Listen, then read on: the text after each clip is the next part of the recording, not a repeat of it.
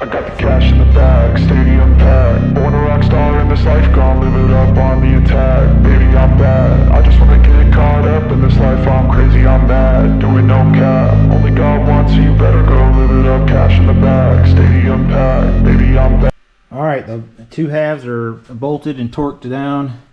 You can see there's a little bit of the squish out of the case half sealant.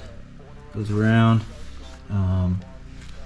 I ended up having to take the oil pump back out because I forgot that there is a bolt and the oil pump's in the way. That bolt right there has to be torqued when it's upside down, but so I've already put the oil pump back in, and luckily it was just 3 bolts, wham, pulled right out, and then I could torque that one. But all is done. All these bolts I had went through last night and powder coated the heads black after I cleaned them all up. So this is all done. I need to turn the engine back over and finish putting all the stuff that goes in on the oil pan side, and then rotate it up because it's starting to get heavier. So get the oil pan stuff done and then have it set to put the cylinder on and the pistons in. So that's it so far. We'll come back. Alright, I got all the head studs in. There's rags on here. You use rags because I use 2 nuts and jam nut them on there so you can torque those down to the proper spec. And just so you know that this particular stud, it's right here, which is the 3rd one in from cylinder 1.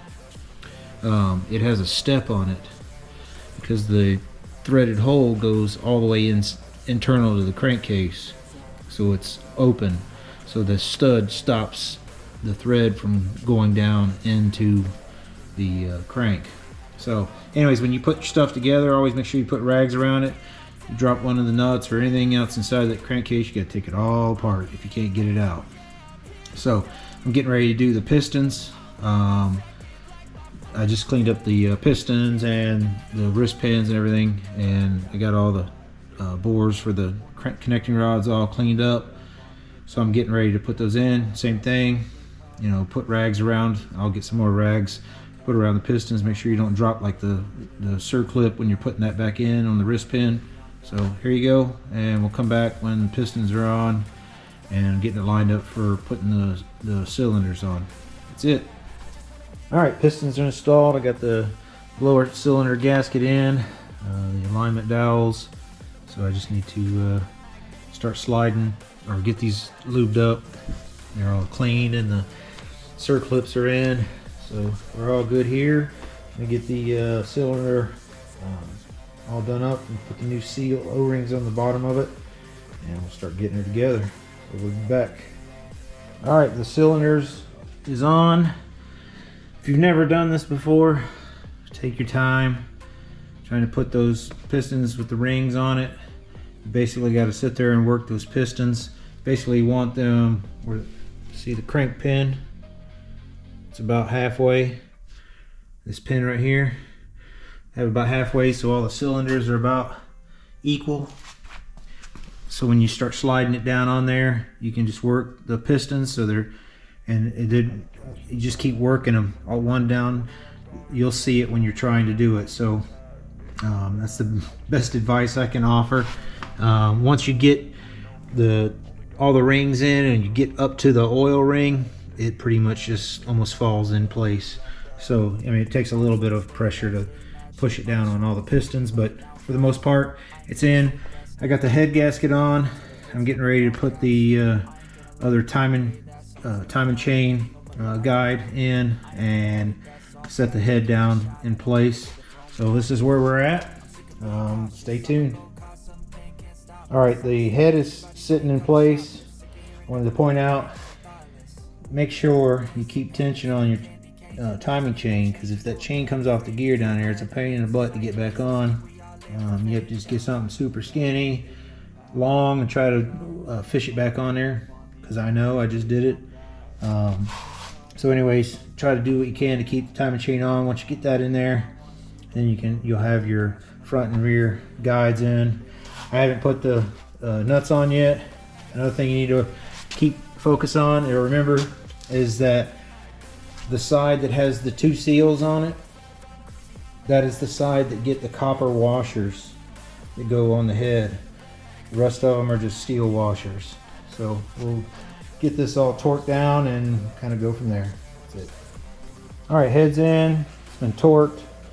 I just temporarily dropped the spark plugs in to keep me from dropping anything down in the cylinders, especially when working with more screws up here on the top side. I have the cylinder 1 at top dead center, so I'm going to start working on getting the cams in, and we'll kind of go from there. So touch base back here in a minute. All right, we got the cams in, got the timing set.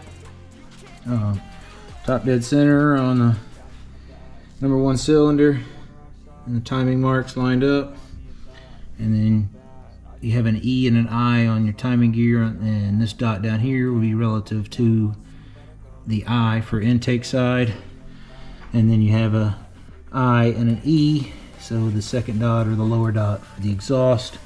So timing all set right there. Got the chain tensioner in and seem to be good. Got a couple of things to wrap up. I got to finish putting the innards inside, the clutch and all that good stuff. Other than that, we're wrapping it up. I'll touch base when I get it all tightened up. That's it. Hey everybody. All right, so we just got done doing the valve clearances. I figured I'd just touch base rather than go through step by step and the long tedious process that it takes to do this. So the tools you're going to need is a feeler gauge set. This one is an inch, so if you happen to have one that does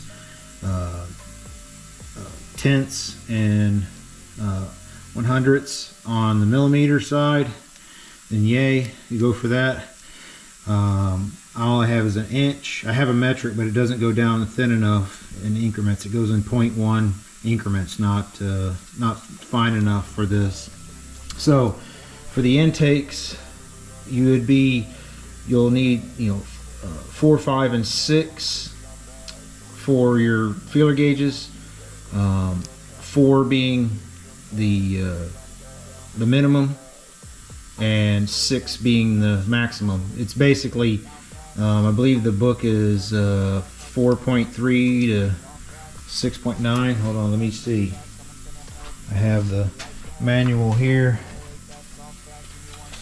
and the valve clearances for a cold engine. See, it does 0.11 to 0.15 millimeters, or 0.4, so 4 3/1000ths. So, and then up to 5 9/1000ths. So, and then the exhaust would be to 6 3/1000ths and 7 9/1000ths is the maximum. So, you would want, like I said, a 4. It's hard to get anything that fine a detail on a feeler gauge set. So, 4, 5, and 6. I tend to want the 4 to be a little bit looser feel to it, and I definitely don't want to hit 6. If I'm able to easily put 6 through, then it's too thick or too much clearance. Same thing with the exhaust.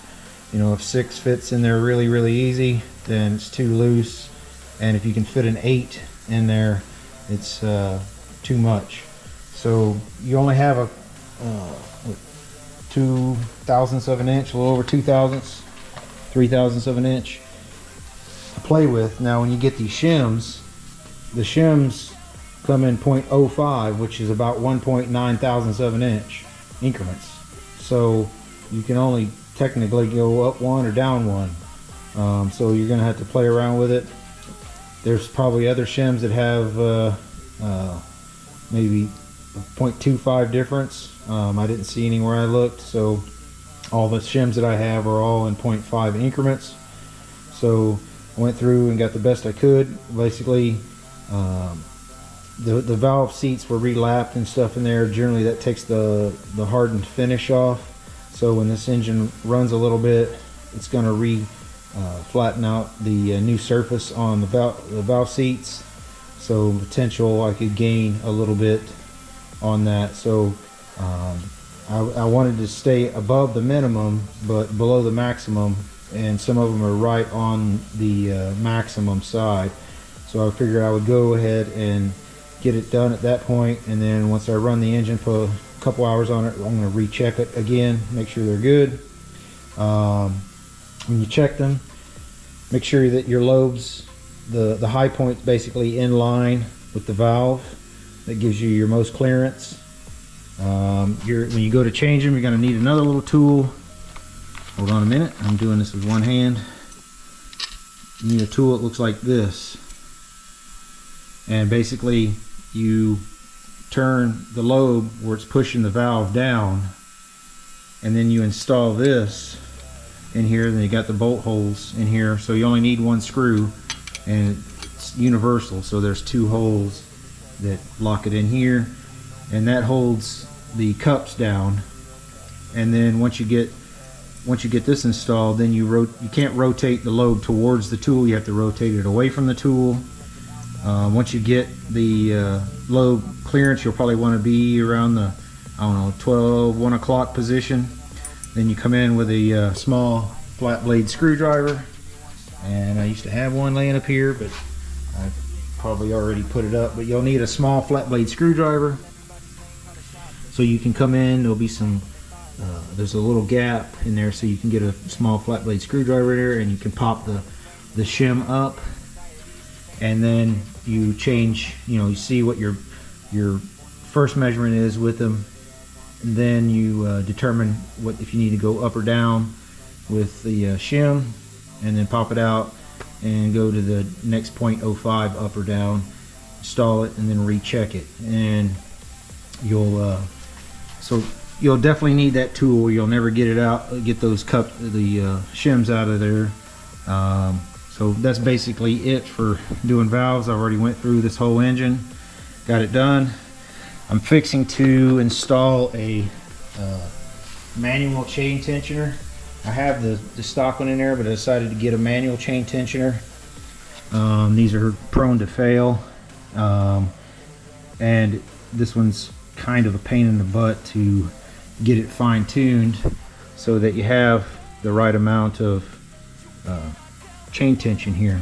So I guess the good rule of thumb is when you install this and you get it set, when you go to change your oil, recheck your chain tension. So you're wanting, basically, if you were to guess where those rivets are in the chain, moving the chain up and down, that you wouldn't go more or less than 1/4 of an inch up or down, and the maximum being 3/8 of an inch. But I'm going to lean more towards the 1/4 of an inch side, so that I don't get any lead lag on deceleration on the cams. So you don't want to run it too tight, but you don't want to run it too loose, especially if you've modified, cut your head down, you got really short valve to piston clearance, so you're going to want to run a really good setting on that. So anyways, this is a manual chain tensioner. You basically screw it in until you get it adjusted, and then you use this locking nut that locks it in position, and it's hexed on the side here, so you're able to turn it with a wrench. So anyways, I'm going to get this installed. I'm pretty much ready to put the valve cover on and kind of go from there. So we'll touch base back later. See ya. Alright, my friends, the engine is done, at least to the extent that I need to worry about at this point. I still have my covers to apply on, cover here and here, and the ignition cover. I'm not putting those on right now. I have aftermarket clear covers and decorative colors cover. It goes on here. You can actually, the video will be in the card up here in the window for the IWT covers. I did a review on them. Check them out.